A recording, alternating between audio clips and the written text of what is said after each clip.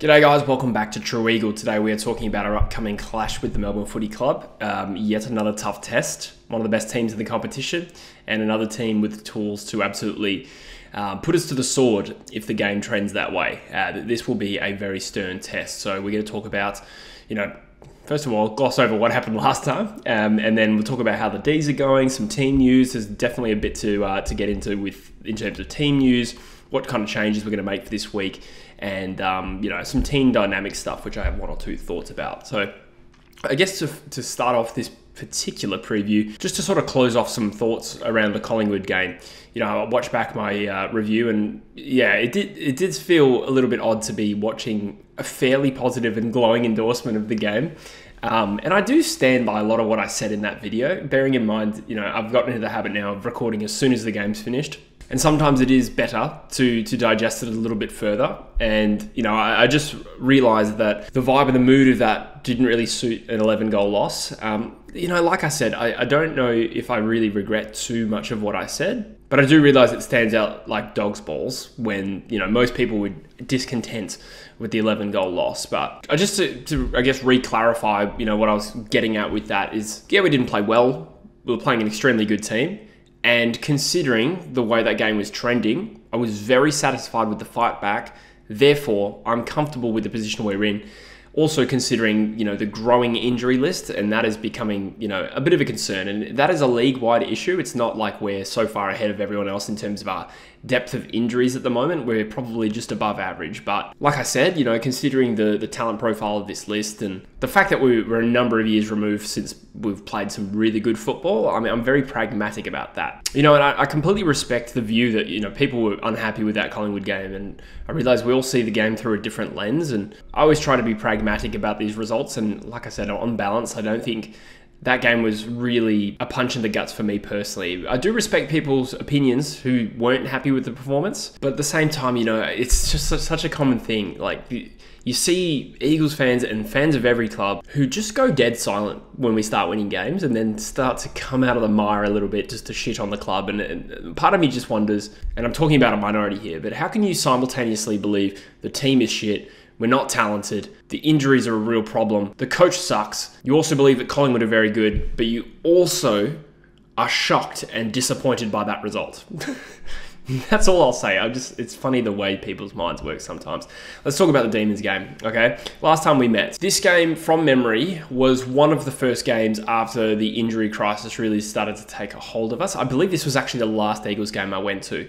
This was in the first 4 or 5 weeks of season 2023, yes. It might have even been the game after the Derby. We lost by 63 points, 63 to 126.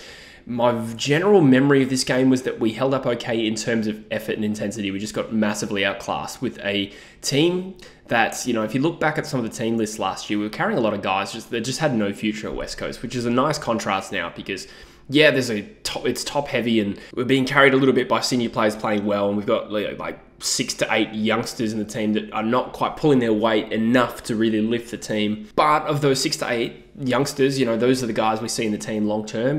Last year we had a lot of Petrevski, Seaton, Connor West, Luke Foley, Greg Clark. Those names were routinely picked in the side. So that is a nice contrast to this game, even if it doesn't mean we're necessarily going to get closer. So I estimated we have about 13 changes from that game, which is insane. That's if Yeo, Waterman and Gov don't play. So if all 3 of them play, that's like 10, which is probably more in line with what we've seen. Fun fact about the Ds and us, we have not played them in Melbourne for a decade.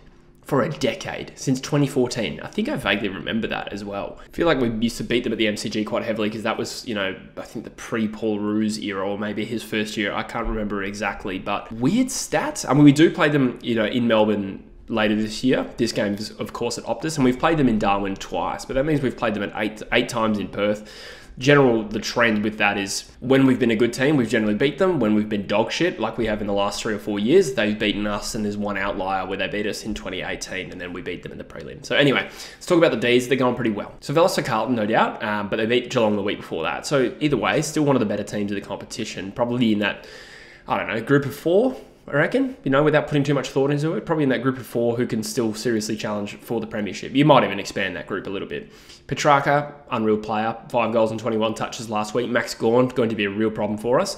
Bailey Fritsch is also having a good year. I don't think he was particularly impactful against Carlton, but 22 goals from 9 games this year. And like the case for so many other teams looking at the Ds, he's going to be a tricky matchup for us, which we'll get into. As far as team news goes for them, Van Rooyen won't play because he had, he went into concussion protocols. So let's talk about us and our team news. So relatively positive injury update in the sense that Elliot Yeo is a decent chance to play this week, fitness test. There's a school of thought we shouldn't rush him back. I agree, I don't want to rush back players, but as an outsider, it's really hard to ascertain to what extent he is ready. There's literally no point resting him if he is completely ready to go.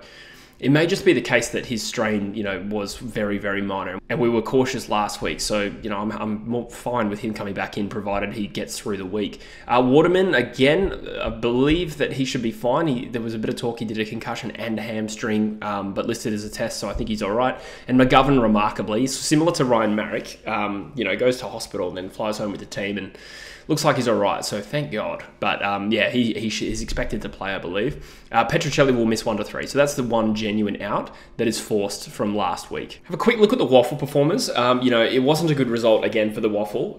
That being said, I think that team should be bolstered in the coming weeks, thankfully, because Yeo, Waterman, and McGovern come back this week. And then there's a bye, and then post-bye, you have whoever Yeo, Waterman, and McGovern replace in the team, presumably. Petruccelli could be back by then. Harry Barnett will be back. Matthew Flynn probably getting some minutes in the Waffle. So there's a lot of discourse about the Waffle team right now. I still think, they're a little bit undermanned considering, the rest of the team is made up of amateurs. And our injury list has grown. It has grown, and there's no continuity with it. So I'm willing to be patient. I'm not necessarily saying lock it in. This is the way we're going to have our reserves set up in the future. I do think we're probably moving to a reserves competition not too far away anyway, but I think still stick fat and give it a chance. But in terms of the best performers last week, Jai Culley had a great game, 25 touches, 6 marks, 2 tackles and a couple of goals. He'd be a red hot chance to come in this week. It does kind of depend on, the fitness of Yeo and others. Burgess also had 23 touches and 6 marks.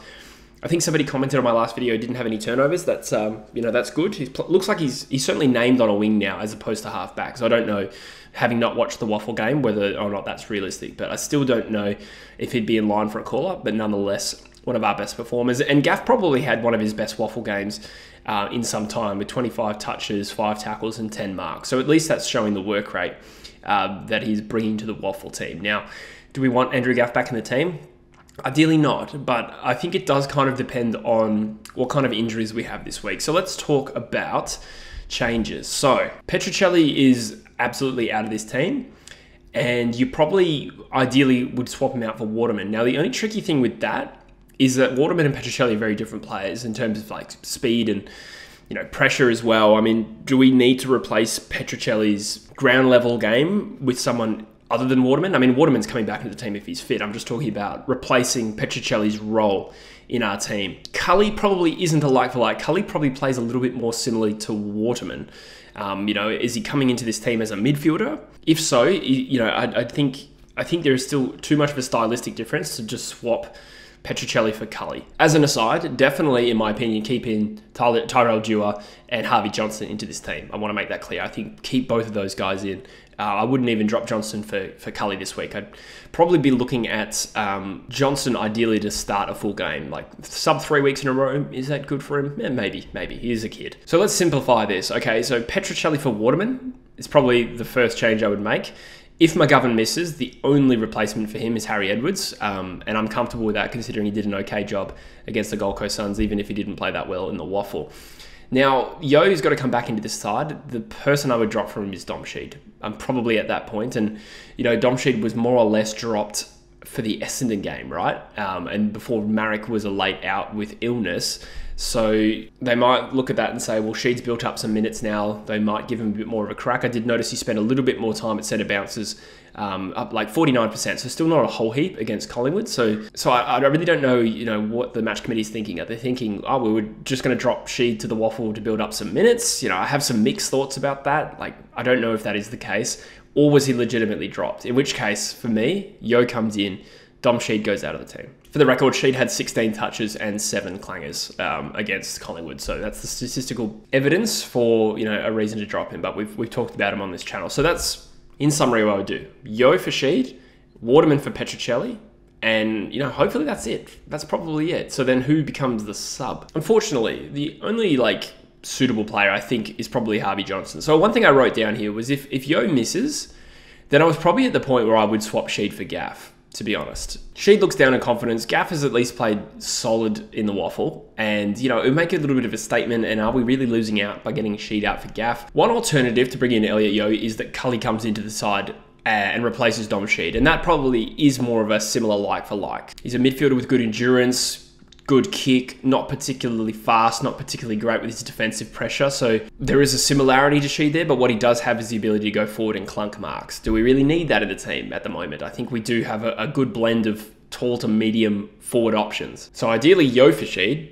but if Yeo's not fit for whatever reason, maybe Cully comes in for Sheed, Cully becomes a sub, Johnston starts his first game of AFL footy. That's probably where I sit on the changes. In terms of other team dynamics, I don't really know how much we'd switch up for this game. I think the matchup for Brady Hough is going to be something I talk about every week because he's playing so well, and I thought he did a pretty good job against Bobby Hill, who, like Simo said, was dangerous. I think he had 5 shots a goal, but 2 goals and I think 10 possessions or something like that. He hasn't really been beaten at all at the moment, Brady Hough. So he has 2 options to play on this week, and I would say, it's either Cozzy Pickett or Bailey Fritsch, and I'd probably be more keen to shut down Bailey Fritsch. Fritsch is a bit more of an aerial player, so it's a different matchup to a ground level player like a Bobby Hill or Walters or Charlie Cameron, guys we know that Hough has done a good job on. Probably also a bit stronger in the air than a Jake Stringer. He's very much a lacrosse style leader. Medium-sized forward is Bailey Fritsch, and that's probably who I'd give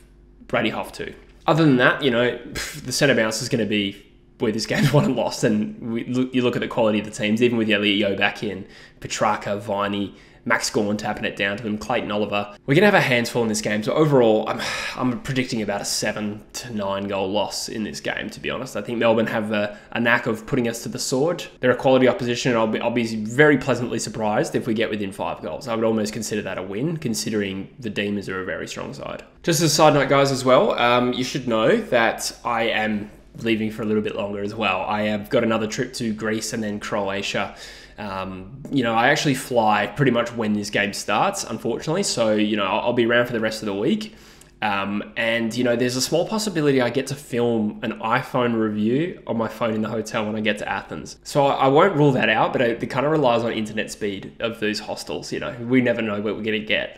So I have done a bit of work. I've got at least 3 True Eagle videos coming out for the rest of the month. I get back on the 31st of May. I'll be able to preview whatever game's next, or maybe review the Adelaide game. No, that doesn't make sense. Whatever. I'm not too sure yet. So I'll be dipping out a little bit, over the next few weeks. And I do apologize for that. I don't know if I need to apologize. I think you guys are a great audience and very supportive and very understanding. I'm well aware that it's not ideal to leave in the footy season for these trips. And, I'm in and out until about June 8th, and I'm going to do my best. And, part of my motivation is, the fact that I rely on this financially, and I'm outspending way more than I'm earning at the moment. Thank God for credit cards. But I also really do enjoy making videos. True Eagle has been really fun this year. This is the easiest and funnest videos to make in my whole weekly routine at the moment. The audience and the support has been fantastic. I really do appreciate it. I say it all the time, but I do mean it. Is it unprofessional for me to go travel Europe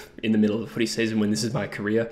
Yes. Unfortunately, though, you have to pick your poison in life, and it's not lost on me what I'm giving up to go, have some fun for a little while. But for those who don't know, me moving to England and traveling and trying to see much of the world as possible as I turned 30, that was my primary focus when I moved to England, and not so much, how am I going to make a career on YouTube? That all has kind of played out since I've been here. And this is my last year being so close to Europe and being able to travel and have fun. So unfortunately, the best time to do it is, in the European summer, and that's why I'm doing it late May, because that's technically before the summer starts and the prices are way lower. But long story short, I will be back. I'll be back for a couple of days, like June 1st to 3rd I'm here, and then I'm back in Croatia for like 5 days. And then I'm back for good, because I will, run a credit card debt that would make your eyes water. But I'll still be making content for the rest of the week. We'll probably need to talk a little bit about the Noah Long thing. I didn't even mention that in this video, and it's gone for 21 minutes. Probably worth a video on its own. We now have a selection in the mid-season draft, so I won't be here for the mid-season draft, but I will do a video this week prior to it. But again, I want to take the opportunity to say thank you very much. If there's anyone watching who hasn't subscribed, it would mean a lot to me if you did. When I started this Eagles fan channel, I wasn't super ambitious with it. This was kind of a place for expression and an opportunity to make videos about the Eagles as much as I wanted. And, now it's starting to build a little bit. And I don't know, I think there's a possibility we grow this into something pretty cool. I mean, I think it's, the biggest fan channel on the Eagles on YouTube right now. Forgive me if I'm wrong. I'm well aware there's other platforms on, other websites and great podcasts out there and Facebook pages and Instagram pages, I know. But specifically on YouTube, with the position where it's in now, like I think there's the potential that this becomes something long lasting and sustaining. And it'd be great to have you along for the journey. So if you could hit subscribe, if you haven't already, tell a friend if you think they'd be interested. That'd be cool. If we finish the year with somewhere between 5,000 and 10,000 subscribers, that'd be massively successful. So anyway, I'm rambling. I will see you guys very soon. I'll probably be doing more videos throughout the rest of the week. And let me know what you think about this Demons game. But for now, I'll say goodbye and thank you very much.